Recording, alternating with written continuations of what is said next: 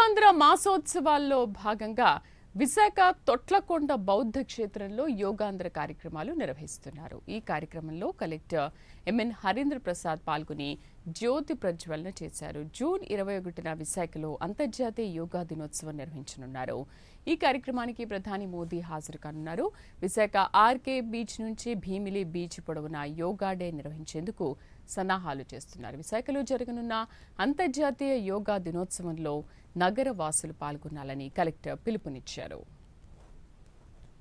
గౌరవ ముఖ్యమంత్రి వాళ్ళ ఆదేశాల మేరకు రాష్ట్ర వ్యాప్తంగా దాదాపు 100 పైన టూరిస్ట్ కేంద్రాల్లో మనము యోగా కార్యక్రమం నిర్వహిస్తున్నాము. మన జిల్లాలో ప్రత్యేకంగా ఈరోజు తోట్లకొండలో కార్యక్రమం నిర్వహించడం జరిగింది. ఈ కార్యక్రమంలో దాదాపు 1000 మంది దాకా పార్టిసిపెంట్స్ పాల్గొన్నారు. నేవీ నుంచి, వివిధ సంస్థల నుంచి, యోగా అసోసియేషన్స్ వారందరూ కూడా పాల్గొనడం జరిగింది. దీన్ని ప్రత్యేకంగా శ్రద్ధ తీసుకొని టూరిజం శాఖ వారిలో నిర్వహించడం జరిగింది.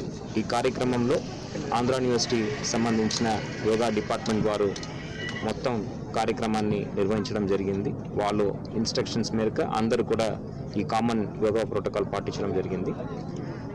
ఇది మనం చేయబోతున్న 2025 international day of yoga June 21 జరగబోయే ఆ పెద్ద కార్యక్రమానికి ఒక టీజర్ లాగా మనం అనుకోవచ్చు.